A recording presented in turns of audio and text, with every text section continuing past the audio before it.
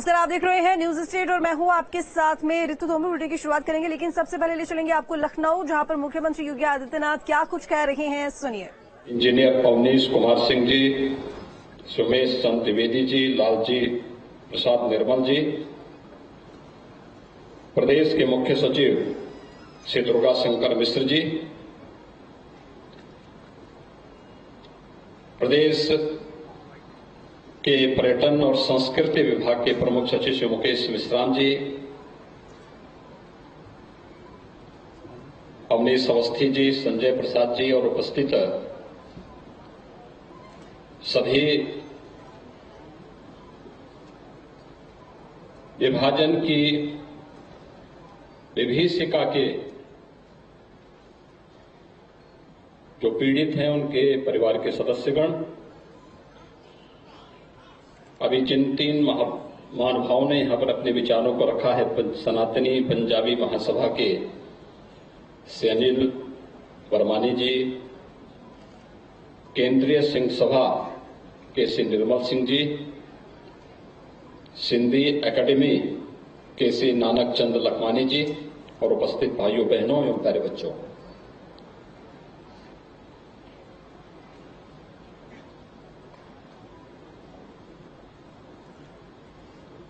15 अगस्त की तिथि हम में से हर व्यक्ति स्मरण करता है।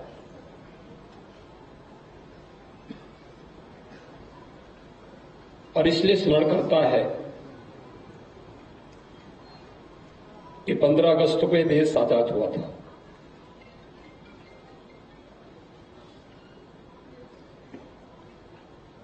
आजादी की कीमत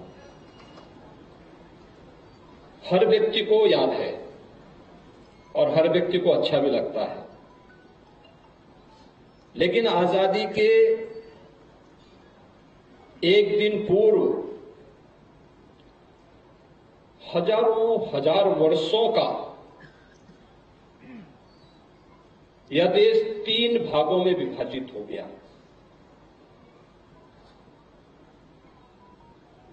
और 3 भागों में विभाजन वह कोई प्राकृतिक विभाजन नहीं था,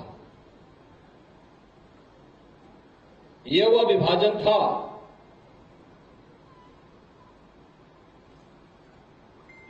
जिसने स्वाभाविक रूप से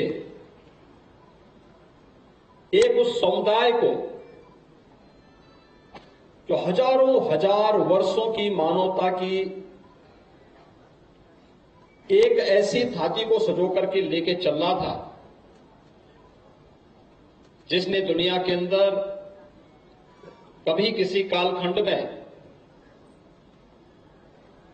पूरी दुनिया को वसुधैव कुटुंबकम के रूप में जोड़ने की बात कही थी, वह विभाजित था। यह केवल एक राजनीतिक निर्णय नहीं था, जमीन के टुकड़ों का मात्र विभाजन नहीं था,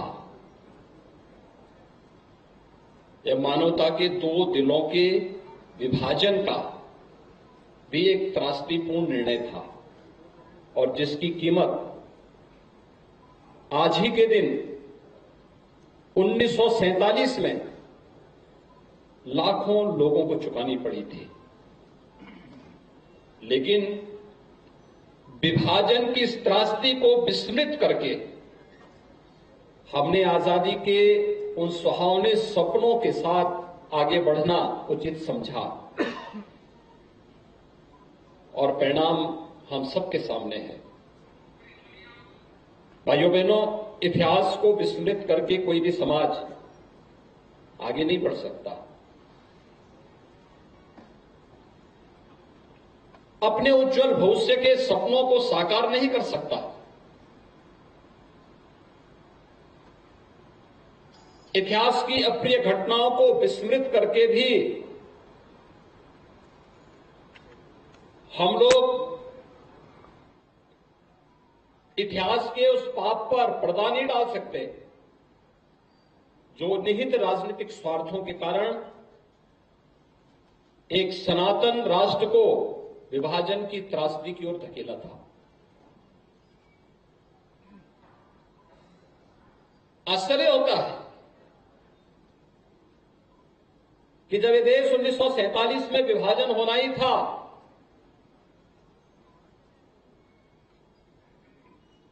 तो फिर पाकिस्तान और बांग्लादेश से भारत में घुसपैठ क्यों हो रही है?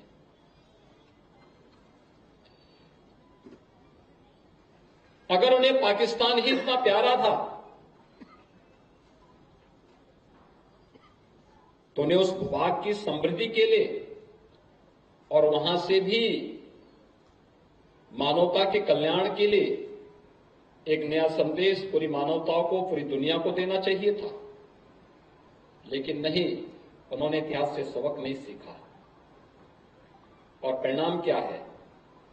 हिंदुस्तान ने 1947 में विभाजन की त्रासदी को झेलते हुए भी 140 करोड़ की आबादी का हिंदुस्तान जाति, मत, मजहब, क्षेत्र और भाषा से ऊपर उठ करके उत्तर, दक्षिण, पूरब, पश्चिम के भेद को समाप्त करते हुए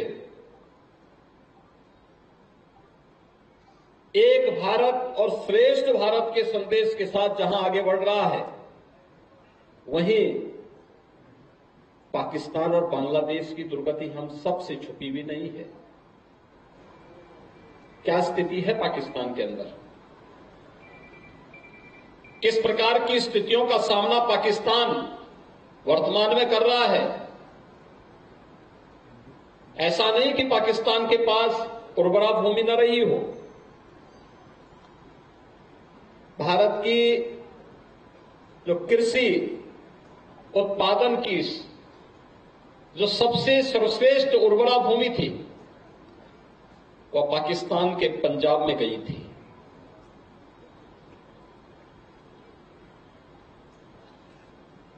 विभाजन के बाद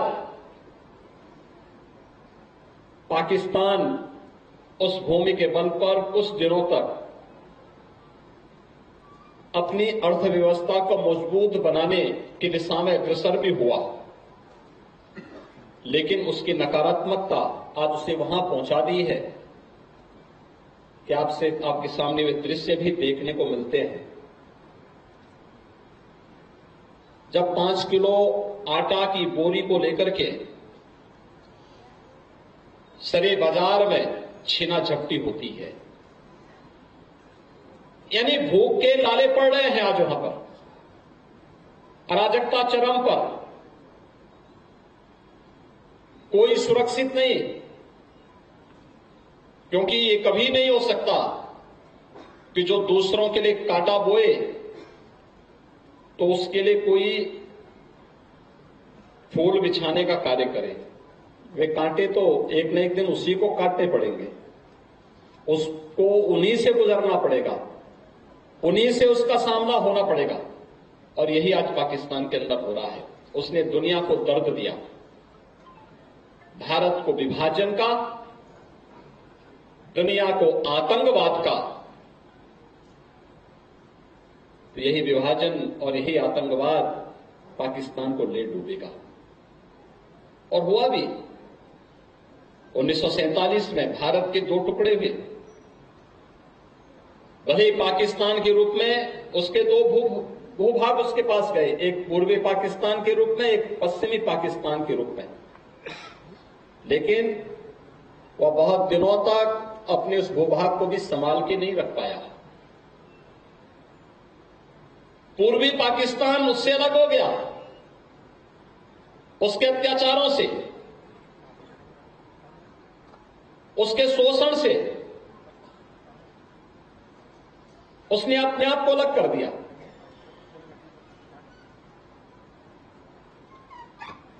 यह कहना कि मजहब के आधार पर वे सुरक्षित हो जाएंगे, तो आखिर पाकिस्तान के साथ पूर्वी पाकिस्तान तो एक ही मजहब था, लेकिन कोई सुरक्षित नहीं हो पाया। वहां पे किस प्रकार का अत्याचार हुआ था, ये किसी से छुपा हुआ नहीं है। इतिहास के पन्नों को आप पलटेंगे, देखेंगे 1970 और 71 के दौरान या उससे पहले किस प्रकार से पाकिस्तान की सेना ने बांग्लादेशी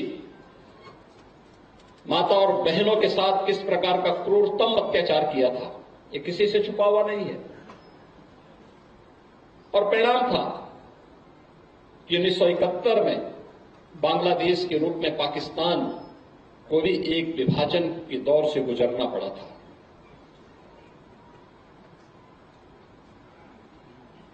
पूर्वी पाकिस्तान जब 1947 में बनता है, बंगाल का एक बड़ा भूभाग बांग्लादेश के रूप में जाता है, लेकिन वहां की गरीबी, वहां की भूखमरी को वे समाप्त नहीं कर पाए। याद करिए, बांग्लादेश प्राचीन काल से ही, जो आज का बांग्लादेश है, ये बंगाल प्राचीन काल से ही भारत के टेक्सटाइल के एक हब के रूप में जाना जाता था। बंगाल का महीन वस्त्र दुनिया में विख्यात था। उसकी अपनी एक पहचान थी, उसकी अपनी एक ब्रांड थी। कला के लिए आज भी बंगाल जाना जाता है।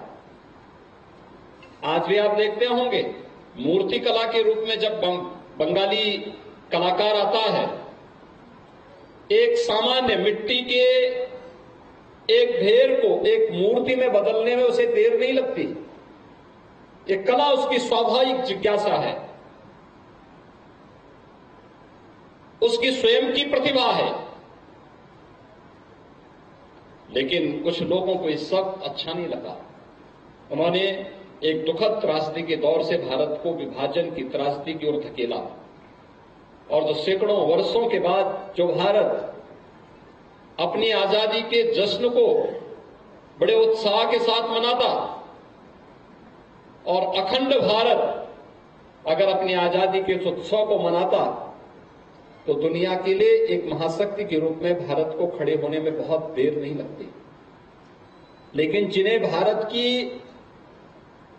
इस ताकत से परेशानी थी, उन्होंने भारत को एक महाशक्ति के रूप में 1947 के बाद की यात्रा से बनने से रोका, अपने राजनीतिक स्वार्थों के लिए। किसी को पद चाहिए था, किसी को प्रतिष्ठा चाहिए थी, किसी को कुछ और नाम से आगे बढ़ना था। परिणाम हम सबके सामने है।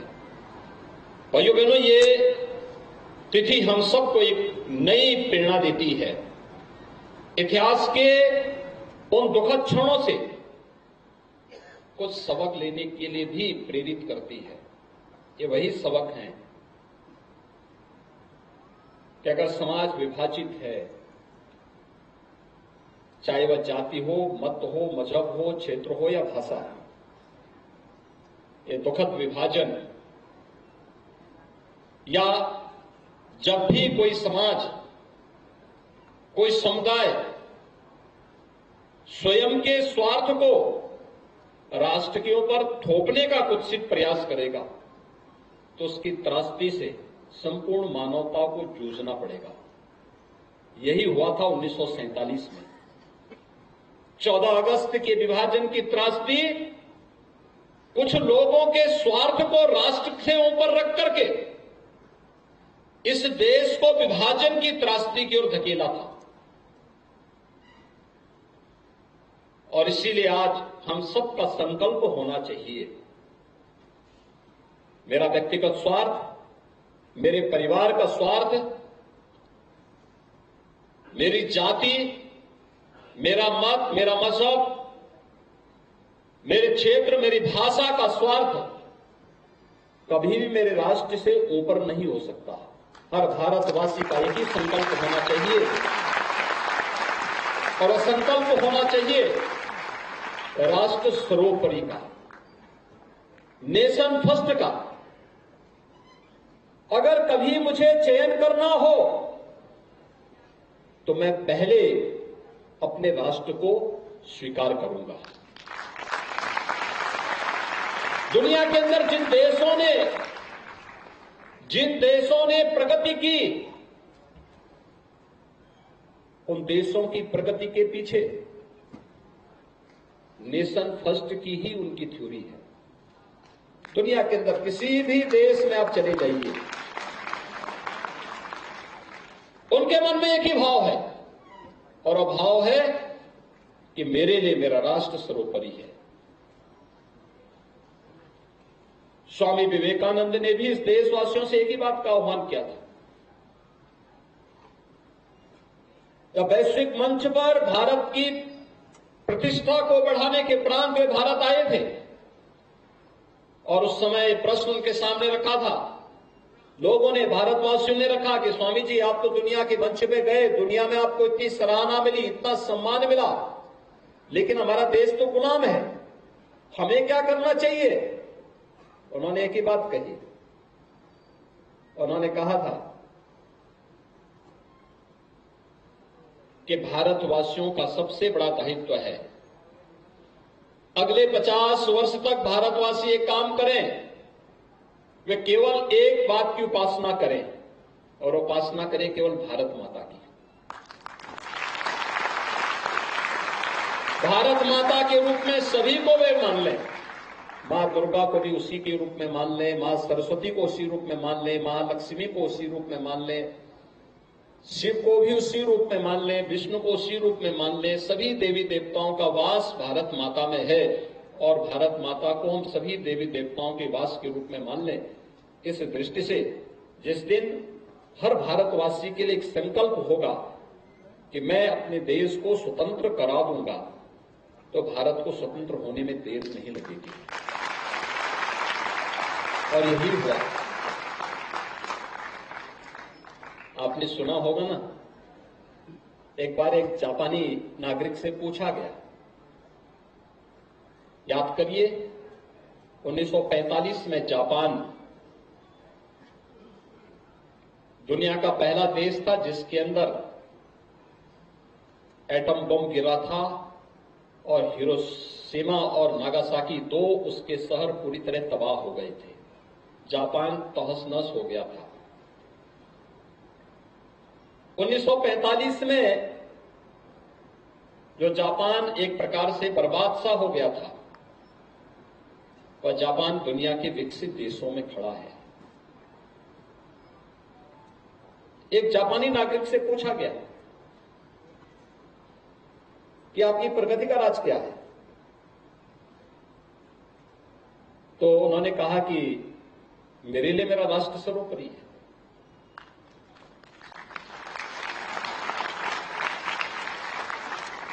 उनसे पूछा गया कि भाई आप भगवान बुद्ध के अनुयायी हैं। अगर बुद्ध और देश में से किसी को चयन करना होगा, उन्होंने कहा हम बुद्ध के अनुयायी हैं, लेकिन अगर बुद्ध भी हमारे देश की एकता में बाधक बनेंगे तो हम अपने देश के साथ खड़े होंगे। अनुयायी होना दूसरी बात है, लेकिन जब देश की बात आएगी तो हमारे लिए नेशन फर्स्ट होगा, पहला होगा, देश पहले होगा। और भाइयों बहनों, आज जापान की प्रगति और एक विकसित देश के रूप में जापान की तकनीक का लोहा पूरी दुनिया मानती है। हिंदुस्तान को भी, भारत को भी अगर एक विकसित राष्ट्र के रूप में खड़ा होना है, हर भारतवासी का एक ही दायित्व होता है, और होना चाहिए कि हम नेशन फर्स्ट की इस थ्योरी को अपने जीवन का हिस्सा बनाएं। क्योंकि जब हम इस मार्ग का अनुसरण करेंगे तभी भारत को दुनिया की एक महाशक्ति के रूप में स्थापित कर पाएंगे। और जब एक ताकतवर कोई होगा तो याद करना, उसका कोई विभाजन नहीं कर पाएगा, उसको कोई तोड़ नहीं पाएगा।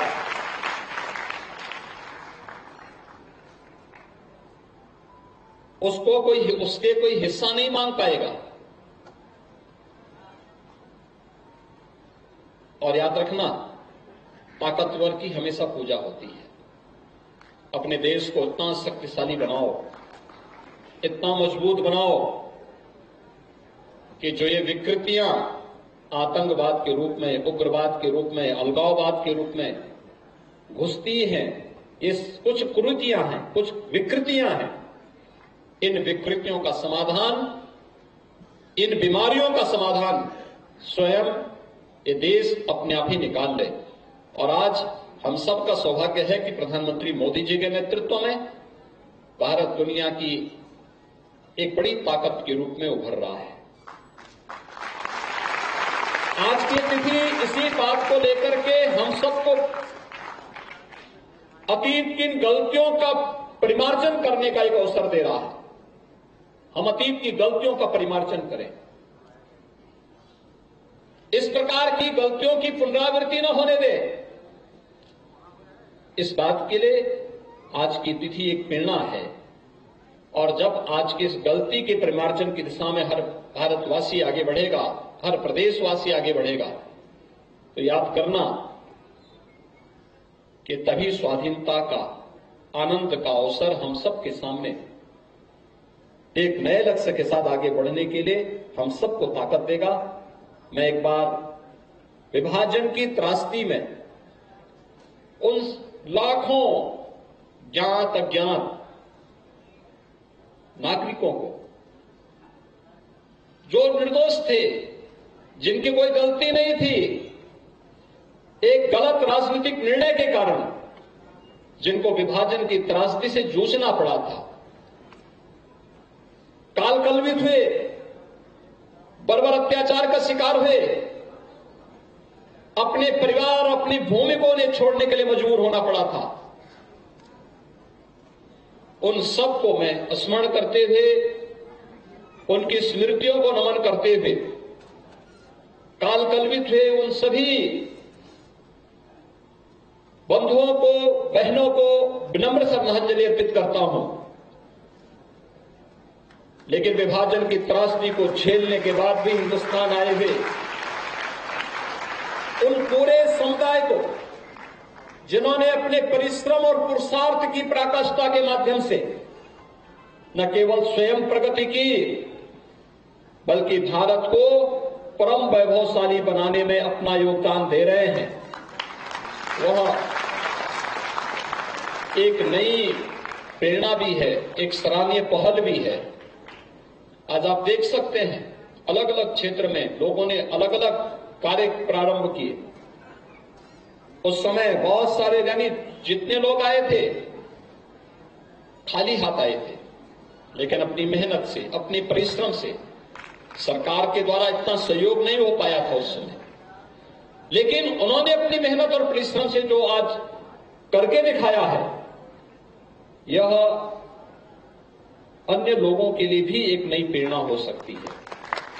मैं इस अवसर पर उन सब का हृदय से अभिनंदन करता हूं और विश्वास व्यक्त करता हूं कि हम सब अपने देश के बारे में सोचेंगे। इस प्रकार की त्रासदियों से आने वाले समय में मानवता को न जूझना पड़े, इससे हम सब सबक लेंगे। इस विश्वास के साथ मैं आप सबको, कल भारत अपना 77वां स्वाधीनता दिवस मनाएगा। आप सबको आज के अवसर पर मैं विभाजन की त्रासदी से सबक लेते हुए 77वें स्वाधीनता दिवस की अपनी हार्दिक शुभकामनाएं देता हूं। धन्यवाद। जय हिंद।